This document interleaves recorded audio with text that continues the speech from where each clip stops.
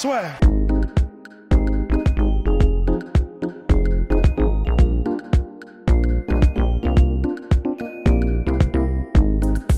Bien, bonjour à toutes et à tous et bienvenue dans le podcast La Sueur, podcast Mag, mon cher Rust. Encore une fois, ça y est, on va partir voyage dans le temps. Mais avant, pourquoi portes-tu ce t-shirt ?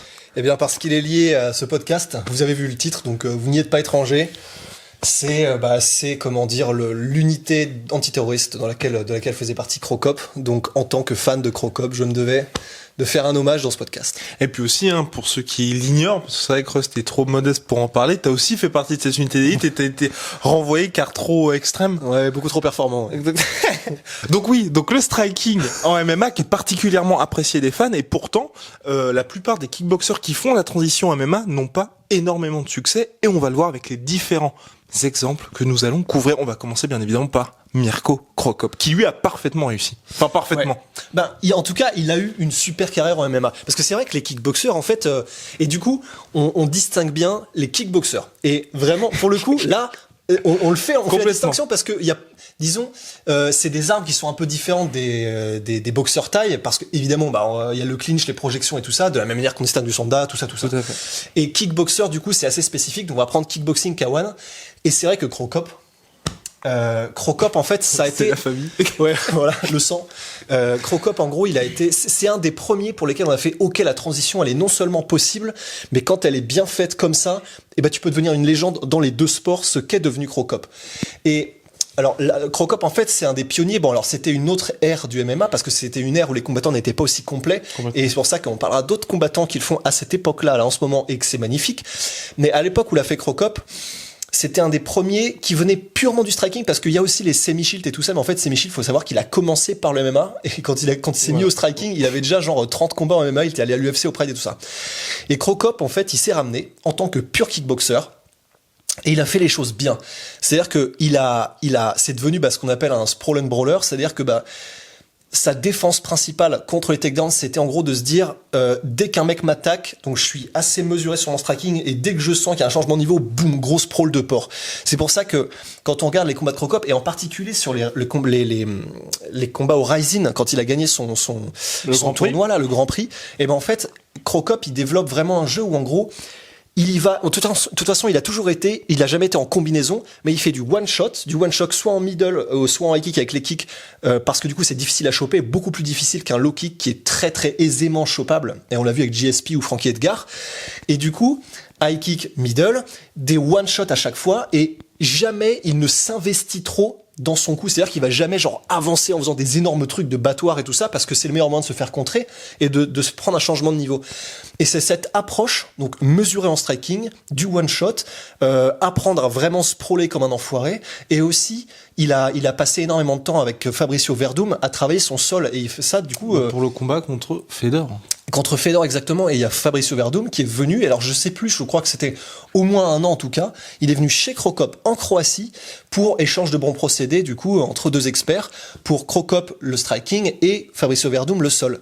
Donc Crocop, ça a été le premier véritable expert et excellent striker qui est venu et qui a fait la transition réussie. Et surtout qu'il a...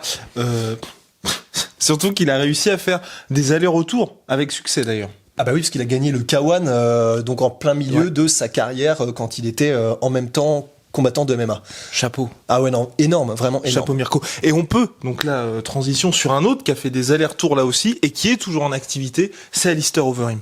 Ouais. Et en plus, Alistair Overeem, on peut rajouter qu'il a eu ses transformations physiques tout en restant au top d'ailleurs. Absolument, et parce que c'est là où c'est vraiment énorme, c'est qu'en fait il a eu ces transformations physiques qui l'ont obligé aussi à changer de style, et là c'est énorme parce que du coup une fois qu'il était plus Uberim, il a dû développer une approche un peu plus évasive, un peu plus dans les déplacements, alors qu'avant c'était vraiment un tank. Et Overeem après c'était un peu comme Semi-Shield aussi, c'est-à-dire qu'il a commencé sa carrière de MMA très très tôt aussi, mais ouais lui en fait voilà, ce qu'on peut dire en fait dans ce podcast c'est tout simplement que la transition, évidemment, elle est possible, on a vu qu'elle a été réussie, mais parfois elle est ratée. C'est aussi et énormément une affaire de style. Parce qu'en fait, ce qu'il faut bien se dire, c'est que pour réussir en MMA, quand t'es un kickboxer ou un striker, t'as des styles qui vont être beaucoup plus adaptés. Et par exemple, les styles qui sont un peu évasifs, extrêmement techniques, complexes, avec des feintes, beaucoup de mouvements de tête et beaucoup de déplacements, c'est beaucoup plus facile à adapter en MMA qu'un mec qui va être très statique et qui peut bloquer les coups comme ça en faisant une espèce de comme les Romains, tu vois, enfin une formation tortue, boum, tu bloques. Les gants sont beaucoup plus gros en kickboxing parce que c'est 4 onces en MMA, alors que là c'est des énormes moufles. Donc en fait en kickboxing comme en Muay Thai, quand tu te mets les gants ici, tu protèges presque toute ta tête en fait. Donc c'est totalement différent ce que tu peux adapter. Et le truc c'est que on voit par exemple que on parlera tout à l'heure de ceux qui réussissent en MMA, mais des mecs comme par exemple Robin von Roosmalen ou Tyrone Spong. Alors il a réussi son début de carrière en MMA, Tyrone Spong, mais ça aurait été intéressant de voir comment est-ce qu'il continuait, parce que par exemple des mecs comme eux, ou si Nicky Holzken avait décidé de faire la transition en MMA, je suis pas persuadé que tu puisses vraiment aller au top du top avec ce style statique, des gros appuis et comme ça utiliser beaucoup de blocage. Tout simplement parce que déjà le fait de se tenir droit et d'utiliser les mains un peu hautes, c'est pas du tout adapté pour quelqu'un qui peut te menacer en takedown et changer de niveau à chaque fois. Et c'est la fameuse Kevin Randleman contre Cro Cop avec feinte de takedown, et on revient, c'est le cas d'école en fait. Mais voilà, il faut bien mettre l'accent sur le fait qu'il y a des styles de kickboxing, c'est pour ça qu'on peut même pas généraliser le kickboxing en MMA, tout est question de style. Et c'est pour ça que Overeem, alors c'est là où c'est intéressant, c'est les poids lourds. Donc faut aussi se dire, un peu comme Cro Cop, que c'est plus facile, disons, de faire une transition et de faire des trucs un peu originaux quand t'es en poids lourd, parce que c'est moins technique, c'est moins rapide. Et surtout qu'Overeem était aussi light heavyweight. Donc il y a eu aussi et en plus, il a été en light heavyweight au Pride et tout ça, donc voilà. Et c'est pour ça que voilà les styles, et c'est pour ça que en gros il y a une vidéo que vous pouvez aller regarder sur internet de Gabriel Varga, qui est un très bon kickboxer et qui est en train de faire sa transition en MMA au Bellator, et qui disait qui explique un petit peu pourquoi est-ce que du coup la taille des gants et le fait que en MMA il vaut mieux développer un style où tu fais plutôt des mouvements de tête et tu changes la position de tes jambes, c'est-à-dire que tu vas changer pour ne plus avoir des jambes, une position, une stance qui soit les jambes écartées et les deux jambes l'une devant l'autre pour pouvoir vraiment faire des énormes combinaisons en anglaise, fini par des low kicks, un peu en mode Dutch kickboxing. Il disait il faut développer plutôt une stance plus large au niveau des jambes et plus étroite pour faire un petit peu, si t'en as besoin, du José Aldo, tu vois, où en gros tu mets du poids sur ta jambe avant, tu pivotes, tu tournes, et en fait voilà, il y a pas mal d'adaptations à faire au niveau du style, au niveau de tout ça, techniquement, qui font que c'est totalement différent le striking du kickboxing et des sports de pied-point et le striking du MMA. Et c'est exactement ce que Cyril Gane a fait pour lui réussir sa transition. Et justement, il y a pas mal de personnes qui lui ont dit pourquoi justement toi tu ne te protèges pas en mettant ce côté un petit peu carapace, mais lui a justement dit je préfère mettre mes mains plutôt basses, comme ça je vois vers où ça va. Et puis c'est vrai que, comme Rust l'a très bien dit, comme les gants sont 4 onces en MMA, dans tous les cas, si vous prenez un coup, vous allez beaucoup plus le sentir que si vous prenez un coup en kickboxing. Et surtout, il y a aussi beaucoup moins cette capacité de pouvoir rester, comme tu le disais, statique et puis se protéger tout simplement. C'est clair. Enfin, vraiment, on le voit en plus, c'est intéressant parce que il y a en MMA, mais il y a aussi le One qui fait du Muay Thai et du kickboxing avec des gants de 4 onces. C'est pas du tout pareil. Si tu fais du shell comme ça avec des gants de 4 onces, un simple bon jab ou un cross, ça passe direct en fait. Donc c'est pour ça que c'est totalement différent l'approche que tu dois avoir, et si tu ne t'adaptes pas, ça marchera pas. Et il y a des exemples de kickboxers qui ont des records un petit peu foireux. Il y a Ray Sefo qui est quand même aussi une légende du kickboxing, qui a 2-2, Peter Hertz qui a une victoire, une défaite. Et Dieu. Après, parce que Badr Hari a aussi fait un combat de MMA, il a perdu en, je crois que c'est 22 secondes sur un forearm choke, donc en fait c'est une pression de l'avant-bras sur la glotte. Il était, je crois que c'était même pas c'était en demi-garde ou en half-garde, je sais plus. Le mec était au-dessus de lui, et en gros, en 22 secondes, en fait, je me souviens plus exactement de quoi il retournait, mais je pense avoir entendu Badr Hari dire, en gros, je savais même pas me défendre, je savais même pas ce que c'était que le MMA, c'est juste un combat que j'ai pris comme ça, c'était au début de sa carrière. Et du coup, il a même pas compris ce qui se passait, ça lui a fait super mal, et on comprend, si tu sais pas ce que c'est que le MMA ou des étranglements ou des machins, et que le mec commence à t'écraser son avant-bras, oui, évidemment, t'abandonnes. Mais donc, voilà, c'est au début de sa carrière. Complètement. Un peu comme Rico aussi, qui lui avait perdu, je crois, par soumission, où là, c'est un cas, on va dire, différent aussi dans le sens où c'est vrai qu'il y avait peut-être pas des lacunes, mais on va dire un manque de base sur tout ce qui était grappling et puis le sol tout simplement. C'est et clair. donc là, on va prendre un exemple. Transition parfaite sur justement les différentes manières de se défendre en striking, c'est Gokhan Saki qui lui a fait la transition, et comme Rust l'a dit tout à l'heure en parlant des Tyrone Spong et de tous, et on va dire ces légendes pures du kickboxing, n'a pas n'a pas pour le moment en tout cas appliqué justement une position qui lui permette d'avoir du succès en MMA. D'ailleurs, je sais même plus qui était le premier gars qu'il avait affronté. Cédric Da Silva. Oui, exactement. Ouais. En fait, avec Gokhan Saki, déjà en fait, il faut dire un truc qui est horrible, c'est qu'il est tellement tout le temps blessé qu'en fait, on n'aura même pas pu voir une évolution de carrière. Et ça, c'est terrible. C'est vraiment terrible parce que c'était tellement excitant de voir un mec comme Gokhan Saki. On rappelle, champion du Glory, un tueur à gage. Et quand ils l'ont signé, il était au top. Il était au top quand ils l'ont signé. Et c'est d'autant plus impressionnant, mais triste, que Gokhan Saki n'ait pas combattu depuis, je crois que c'est 2 ans, parce que ils l'ont signé au top et c'était vraiment un mec ultra excitant. Ouais. Puis il avait mis 2 ans pour se préparer. Enfin, il avait fait la vraie bonne transition. Ouais. Et c'était vraiment intéressant parce que et c'est là où c'est encore une fois, bon, je vais pas triste et machin. Je vais pas non plus brasser de l'air chaud, mais il est arrivé en MMA et pour son premier combat contre Da Silva et même son deuxième, il y a des trucs qui étaient vraiment hyper intéressants parce qu'il s'était adapté. Ce que disait Gabriel Varga d'ailleurs dans sa vidéo, c'est aussi le fait que tu peux évidemment pas garder les mains hautes, mais tu dois aussi les écarter un petit peu pour pouvoir, comme John Jones, soit repousser, soit garder la bonne distance, soit en tout cas pouvoir passer les underhooks si tu as besoin de défendre un takedown. Il avait adapté sa garde. Il avait adapté le fait que, faut savoir que Gokhan Saki, vous tapez highlight sur YouTube, vous allez tomber sur des combinaisons, mais à 5, 6, 7, 8 coups, où il fait 2 fois des liver punch, des trucs comme ça. C'était un combattant ultra agressif, et en combinaison en anglaise et en Dutch kickboxing, tu ne peux pas faire ça en MMA parce que si tu te lances dans une combinaison et que tu t'investis, au bout de 3-4 coups, le mec va changer de niveau et essayer de t'amener au sol. Donc c'est vraiment compliqué parce que tu t'exposes si tu fais des combinaisons. Il s'était adapté, il faisait relativement du one-shot et beaucoup de changements de garde. Il avait aussi rétréci un peu sa stance. Il avait les bras plus bas, il avait il s'était forcé à ne pas à rester très à distance et à l'extérieur pour ne pas justement être en position où le mec peut soit le clincher et l'amener au sol, etc. Donc il avait fait plein de super ajustements et en fait là où c'est un autre point qui est intéressant qu'on peut aborder, c'est alors contre Henrique Da Silva, alors le problème c'est que donc il avait fait du Muay Thai déjà Gokhan Saki, mais là il s'est vraiment fait surprendre en clinch en fait. Complètement. Et avec les coudes en particulier contre la cage. Déjà c'est une cage, donc il faut aussi que les kickboxers s'adaptent à la cage, ce qui est pas du tout évident parce que ça rajoute une énorme dimension qui est le combat contre la cage, quand t'es dos à la cage, le grind, le clinch contre la cage, etc. Et il y a aussi le fait que donc dans son deuxième combat, parce que le premier il l'a donc remporté par KO, même s'il y a eu des alertes. C'est ça. Et puis le premier, juste pour finir sur le premier, il y avait aussi ce côté, on en avait parlé d'ailleurs, je crois qu'on avait fait la review, que après 2 ans d'absence, faire son premier combat à l'UFC, quand vous n'avez pas été en condition réelle en grappling, parce qu'il y avait eu énormément de moments de grappling dans ce combat-là, où physiquement, ça aussi c'est le jour et la nuit par rapport à ce qui se passe en kickboxing. Donc forcément pour lui, c'est vrai que ça a été, je pense, un petit peu compliqué de gérer ça, parce que c'est vrai qu'il avait eu une petite baisse de régime, on peut le dire. Ouais. C'est ce que en plus, l'utilisation même de tes muscles n'est pas la même parce que kickboxing, tous les sports de striking, c'est de la pure explosivité. Tandis que quand t'es en MMA avec le clinch, avec la lutte contre la cage qui est tellement coûteuse en énergie, et c'est pas la même, c'est vraiment t'es sur la longue durée, c'est des trucs où tu forces longtemps sur un truc, c'est pas de l'explosivité, c'est extrêmement complexe à gérer. Donc en plus de ça, physiquement t'es obligé de t'adapter et d'adapter ton corps, ce qui est vraiment pas évident.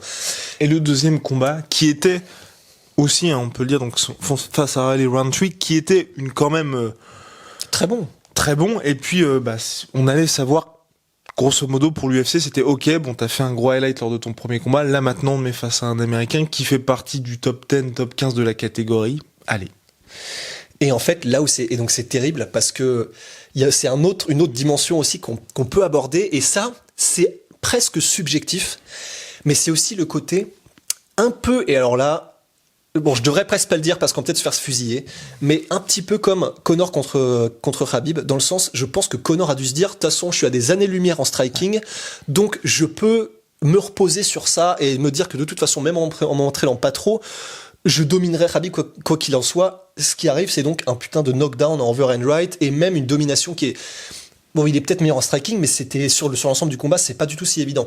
Et ben en fait, pour Gokhan Saki, parce que contre Khalil Rountree, il a perdu en pur kickboxing. C'était même pas, il y avait pas de Muay Thai, il y avait pas de transition, pas de coude. C'était avant que Rountree parte en Thaïlande. Et en plus, c'était avant que Rountree passe en Thaïlande, et il s'est fait mettre KO en pur kickboxing. Le KO qu'il prend, c'est un contre de low kick. Ouais. Et il le prend en cross direct, et en fait, donc ça, il le connaît par cœur normalement ces situations-là, et je pense qu'il y a aussi un côté.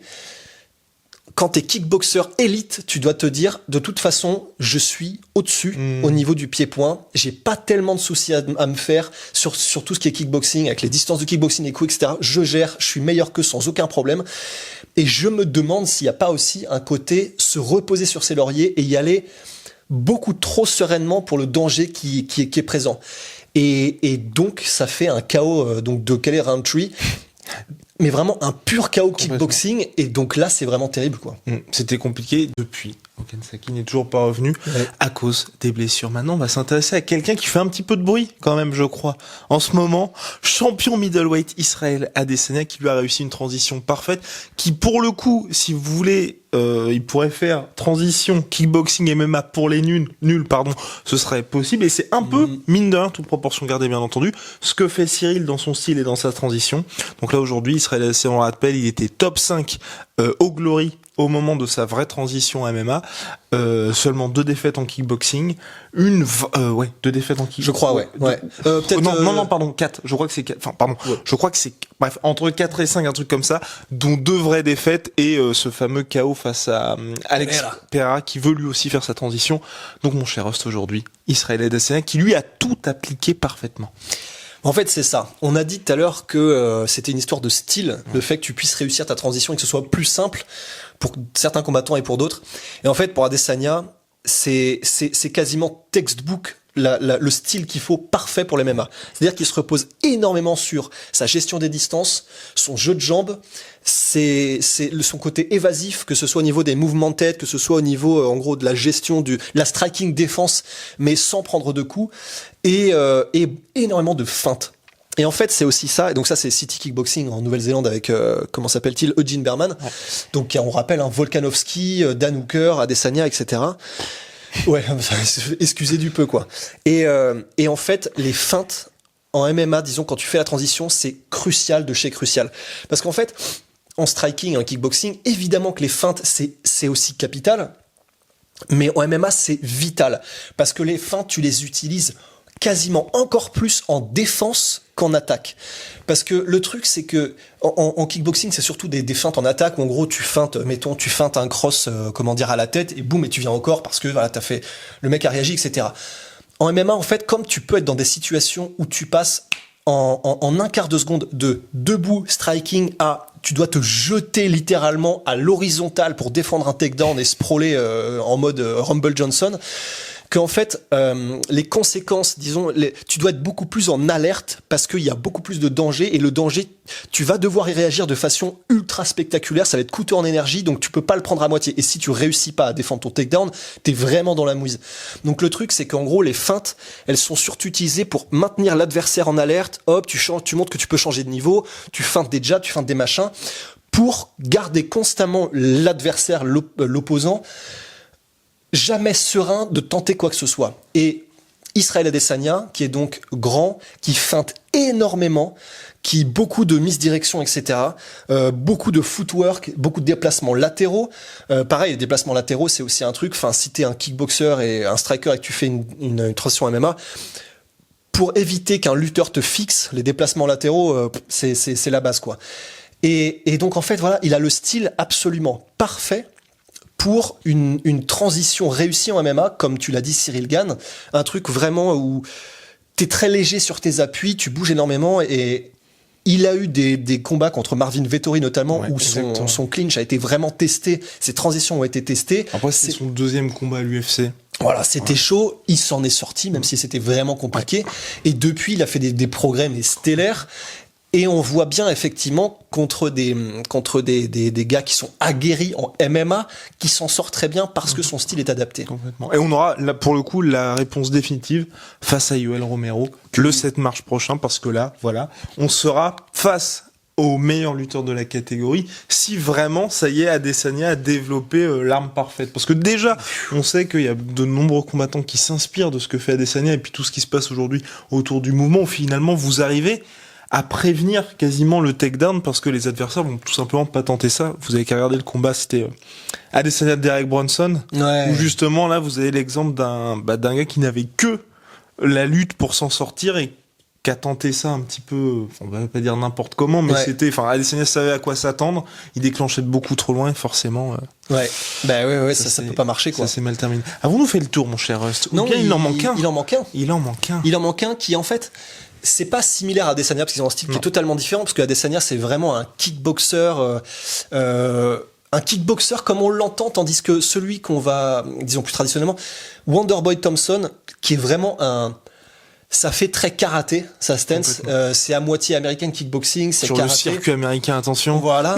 Mais c'est un tueur à gages aussi. Il est, alors j'ai plus son record exact, mais en gros, il est largement plusieurs dizaines de combats gagnés, et si c'est pas zéro, c'est une ou deux défaites. Mais c'est le circuit américain, vraiment, parce qu'on sait que c'est pas le glory, donc sachons raison garder. Exactement. Mais en tout cas, ça fait des mecs qui ont, comme Raymond Daniels, qui ont un Michael Page, un set de compétences à un niveau quand même qui est déjà le set de compétences, il est incroyable. Ils ont tous un peu un truc, une position des jambes hyper large, une stance hyper large, etc. Ils se font, ils sont très portés sur les kicks et sur les jambes. Ils sont très très très mobiles et surtout en in and out.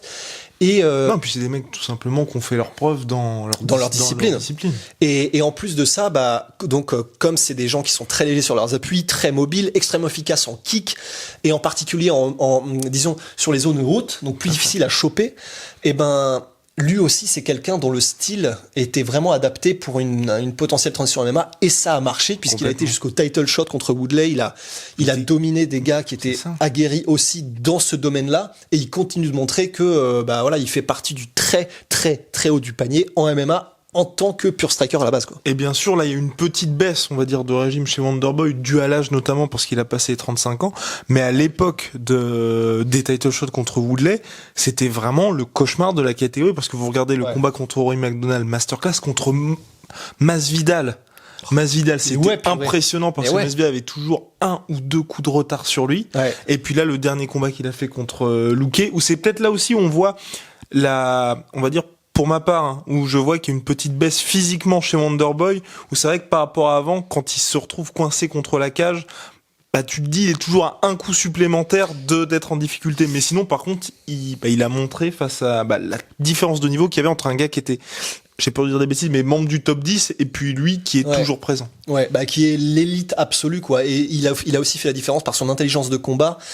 Et c'était sublime, et ça, donc voilà, c'est encore une fois, ça prouve que son style était aussi bien adapté à la cage, quoi, à l'octogone, au MMA en général. Et même dans le combat contre Darren Till, c'est vrai qu'en soit, à part le knockdown qui se prend, c'était hyper serré et compliqué de le mettre. C'est vrai. Après, c'était deux strikers. Complètement. Qui n'allaient pas aller au sol quoi qu'il arrive. Exactement.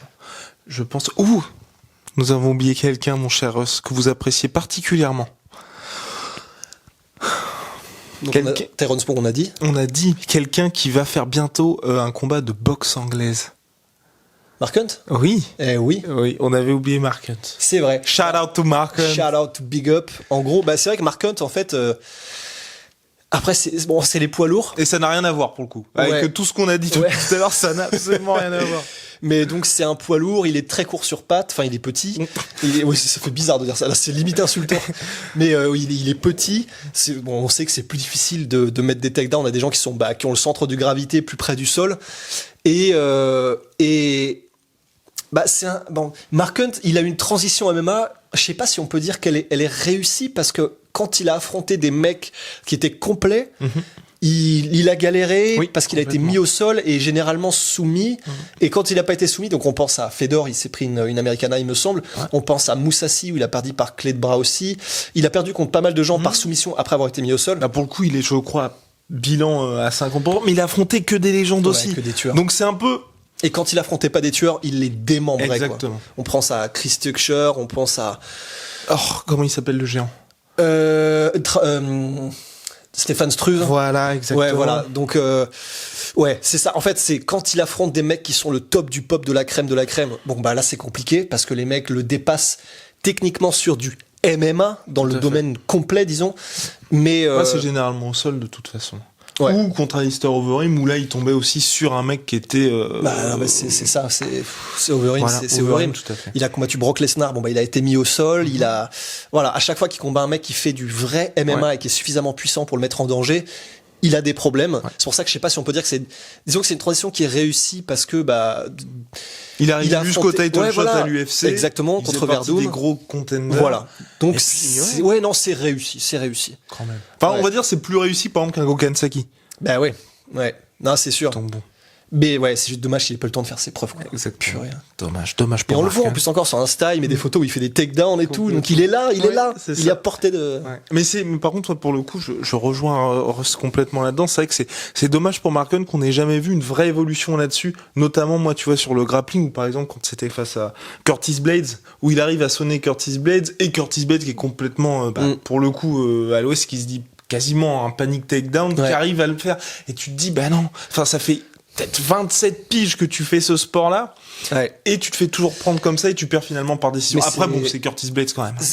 Déjà, c'est Curtis Blades, c'est vrai, mais il y a aussi un autre truc qui joue, c'est que, et d'ailleurs, c'est bien que tu en parles parce qu'on n'avait pas évoqué, c'est aussi le fait qu'en fait, il y a des gens qui font la transition du striking au MMA parce qu'il y a plus d'argent au MMA. Exactement. Et parce que aussi c'est intéressant, c'est le combat ultime, c'est la manière la plus... Et de plus en plus le font. Ouais, et de plus en plus le font. J'ai l'impression que tous les kickboxers, de toute façon, maintenant comme vont Cédric faire Doumbé. Cédric Doumbé, enfin tous, on a parlé de Van Roosmalen, de Rico Verhoeven, de Saki. Pereira veut le faire aussi. Donc en fait tout le monde veut le faire. Parce qu'il y a plus d'argent, plus de reconnaissance médiatique, plus de reconnaissance, etc. Mais c'est un truc qu'on n'a pas évoqué aussi, c'est qu'il y en a qui font la transition, mais tu sens que clairement, ça les fait chier de faire du sol, quoi. Et oui, et là, c'est l'exemple parfait pour le coup. Ah bah, pour Mark Hunt, parce que je pense à Mark Hunt, je pense à Pat Berry aussi. T'as des gens, ils font du sol et de la lutte parce que, il faut bien défendre pour se remettre debout et que le combat n'aille pas au sol. Mais moins ils en font, mieux ils se portent. Et c'est pour ça que, ils ont un niveau en grappling, c'est-à-dire que, ils éclateraient des mecs qui ne savent pas en faire, ils connaissent les rudiments pour se défendre, mais seulement ils n'ont pas cette passion du sol et le fait qu'ils s'entraînent probablement comme s'entraînent des mecs qui font du MMA aussi complet et qui aiment ça tout autant que le striking, ce qui fait que quand ils sont dans ces zones-là et dans ces domaines, dans ces disciplines, quand le combat atteint ces disciplines-là, tu sens que ils sont un peu à la ramasse, quoi. Et pour les fans, c'est terrible parce qu'on se dit il y a la place, parce que les Pat Berry ou Mark Hunt, à chaque fois, ils ont été, on va pas dire à ça de devenir ce sont des légendes, mais ils étaient très proches du titre. C'est pas comme un Gokhan Saki où on se dit ok, il a pas battu de top 10, donc pour l'instant, la question ne se pose presque pas. Ouais. Enfin voilà, je pensais, nous avons été complets. Je pense qu'on a fait le tour. Et voilà, shout out to My Protein. My Protein. Shout out to My Protein, notre sponsor My Protein. Moins 38% minimum avec le code La Sueur. Voilà, c'est valable même quand il y a d'autres promotions en cours. Et shout out to Jetronomy, premier sponsor La Sueur, le sponsor historique, savon, soins également pour tout simplement pour le visage. Moins 10% avec le code La Sueur, circuit court made in Marseille.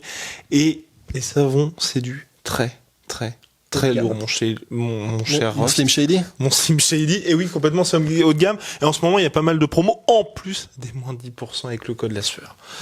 Mais que demande le peuple? On sait pas. Et puis pour la nuit blanche, on termine avec la nuit blanche qui a lieu la semaine prochaine. Soon to be, de toute façon, il y aura plus de place très bientôt. Toujours au Belouchis. Lien dans la description. 22h jusqu'à la fin des combats. On commence par Dan Hooker contre Paul Felder. Et ensuite, Tyson Fury, Deontay Wilder. Quand il n'y a plus de place, il n'y a plus de place. Donc voilà, c'est le lien en description. À la prochaine. Au revoir, mon cher Guillaume. Au revoir. Allez, soit.